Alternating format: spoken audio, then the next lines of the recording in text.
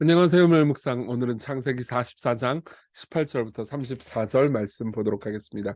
우리가 지난번에 봤던 거는 이제 요셉이 은잔을 베냐민의 자루에 몰래 숨겨놔가지고 이제 베냐민이 종이 될 수밖에 없다.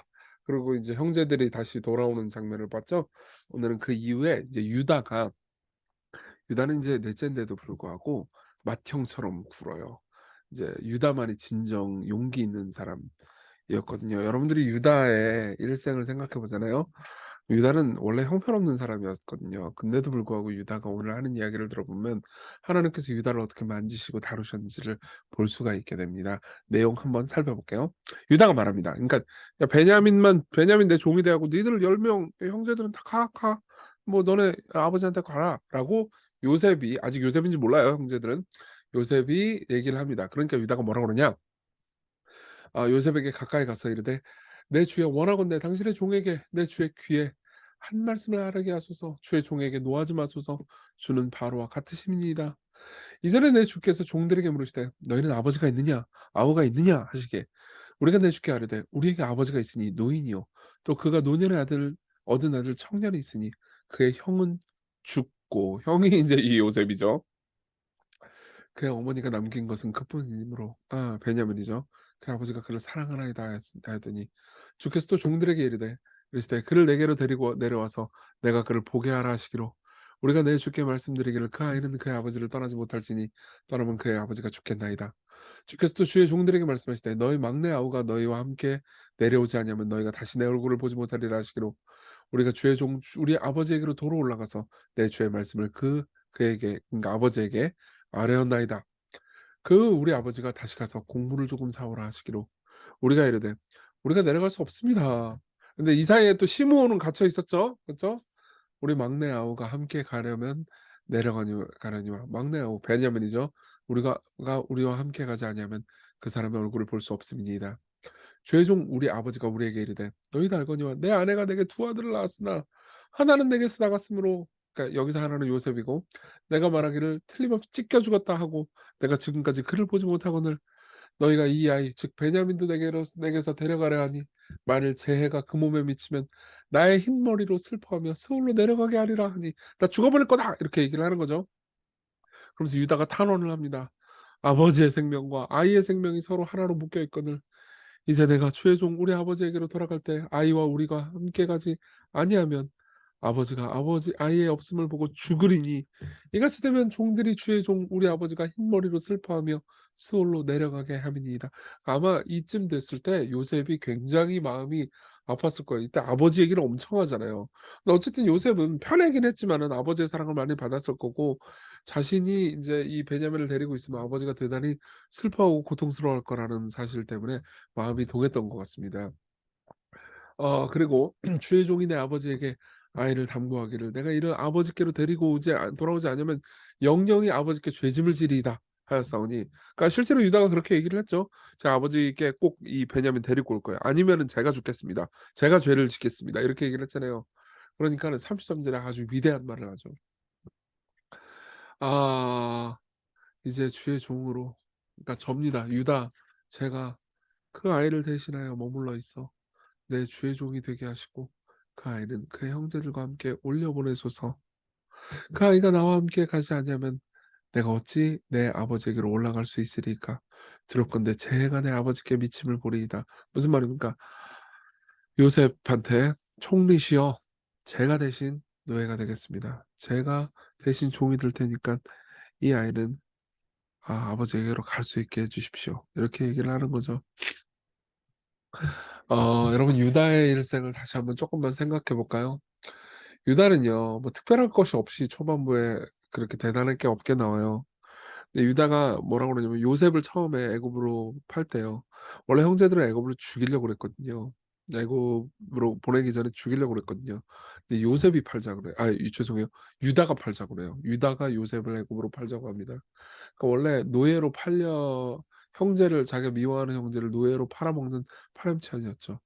그러고 나서 시간이 지나고 나서 유다는요, 자기 며느리 다말을 함부로 여깁니다. 그리고 다말의 남편이 자기 아들이 죽었는데도 불구하고 동생들을 주지 않다가 나중에 인제 뭐 다말이 창녀로 이렇게 변신해 가지고 딱 나타나니까는 인제 며느리하고 관계를 맺는 파렴치한이었죠.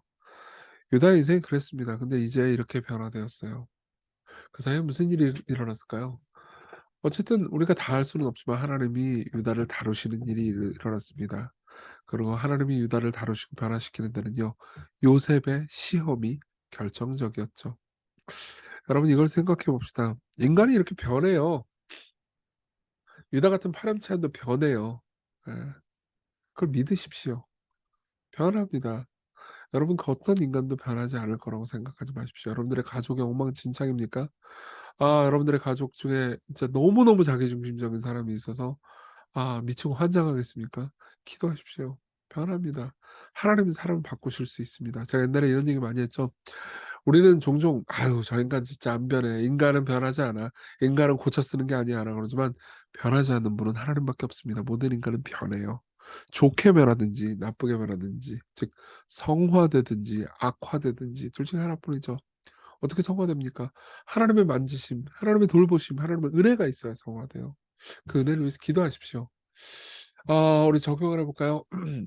사실 방금 하나 적용했지만 또 얘기하겠습니다. 더 나은 은혜의 주 예수 그리스도를 다시 한번 깊이 생각해 봅시다. 오늘은요, 그러니까 둘째가 아니고 첫째로 예수 그리스도를 생각해 봤으면 좋겠습니다. 한때 요셉을 노예로 팔았던 유다가 이제는 요셉의 노예가 되기를 자청하고 있죠.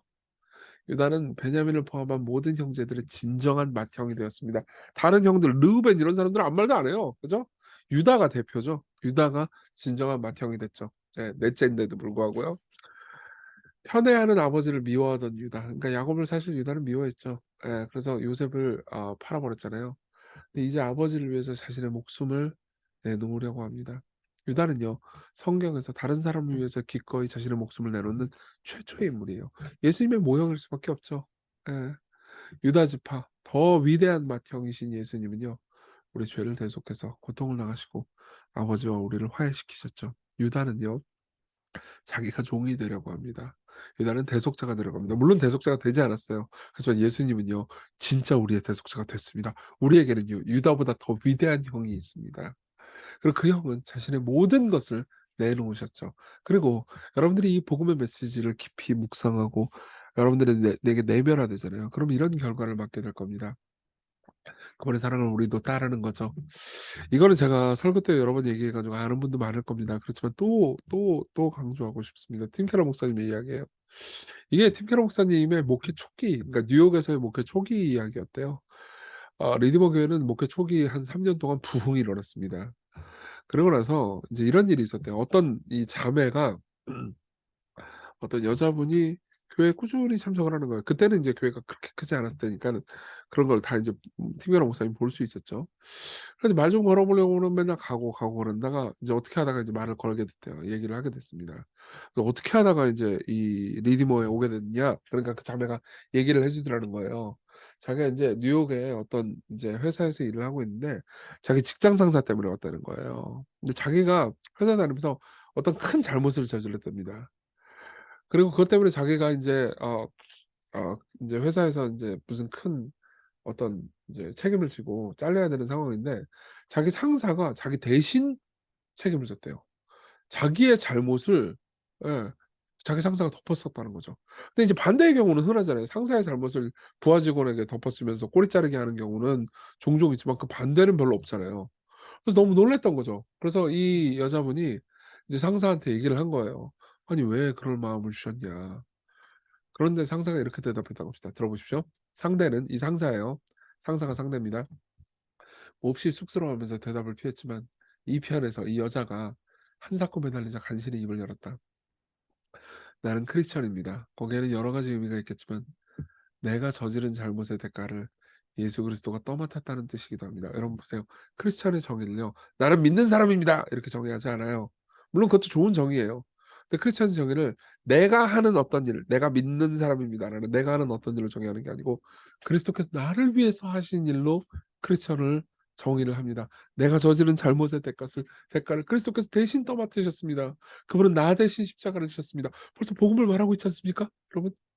그래서 나도 힘 닿는 데까지 남들의 짐을 지고 싶어 하는 겁니다. 예. 이게 복음이 이해될 뿐만 아니라 살아나는 거죠. 이분은요 복음을 단순히 지식으로 이해하는 게 아니고 마음의 삶에 복음이 충만해진 거예요. 그래서 아가씨는 한동안 물끄러미 상대를 바라보기만 하다가 물었다. "어느 교회 다니세요?" 리디머 교회요. 그러고 나서 우리 교회 나오게 됐다는 거죠. 그러니까 여러분들 이렇게 해 가지고 "시건교회 많이 데리고 와라." 이런 얘기가 아니죠. 예. 저는 진정으로 여러분들이 이런 삶을 사실 수 있었으면 좋겠습니다. 저도 마찬가지고요. 여러분들도 마찬가지고요. 저도 그런 사람이 됐으면 좋겠습니다. 남들의 죄를 제가 떠안는 사람이 될 수 있게 기도해 주세요. 저는 아직 그렇게까지 아닌 것 같아요. 저 스스로 볼 때 저는 막 억울해하고 그런 사람인 것 같습니다. 근데 제가 이런 사람이 될 수 있도록 여러분 저를 위해서 기도해 주시고 여러분들도 여러분들 스스로를 위해서 기도했으면 좋겠습니다. 우리 같이 기도할 때 이런 힘을 달라고 그렇게 복음을 깊이 알아가고 살아나게 해 달라고. 그리고 또 하나는 작은 실천 하나를 떠올려 봤으면 좋겠어요. 특히 오늘 혹은 이번 주에라도 하나는 해 봅시다. 아주 작은 거라도. 큰 거 말고 큰 거 너무 무섭잖아. 그쵸? 그러니까 작은 거라도 그러다가 연습할 수 있잖아요. 어 남들을 위해서 그리스도께서 나를 위해서 하신 일을 우리가 이웃과 형제와 가족을 위해서 할 수 있게 해 달라고. 그래서 우리가 변화되게 해 달라고 같이 기도합시다.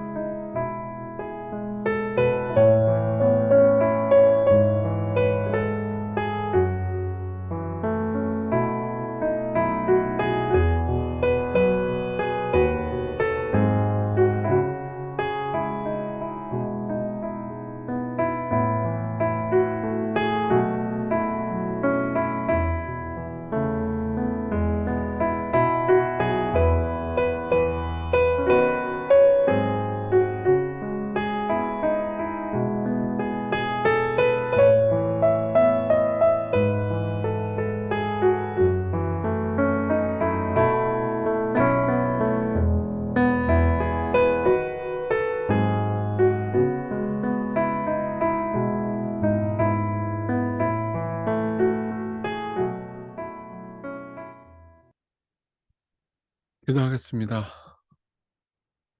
어 어렵습니다. 남들을 위해서 희생하는 건 참 어려워 보입니다. 그러나 우리를 변화시키시는 하나님의 능력, 선한 능력이 우리에게 있음을 믿습니다. 복음을 우리에게 더 가르쳐 주십시오. 복음적인 은혜와 사랑으로 우리가 충만하게 해 주십시오. 그래서 이웃을 위해서 그리스도께서 우리를 위해서 하신 일을 이웃을 위해서 할 수 있게 해 주십시오. 예수님 이름으로 기도했습니다. 아멘. 네. 오늘 복음이 주는 은혜와 능력이 여러분들에게 충만하기를 위해서 기도합니다.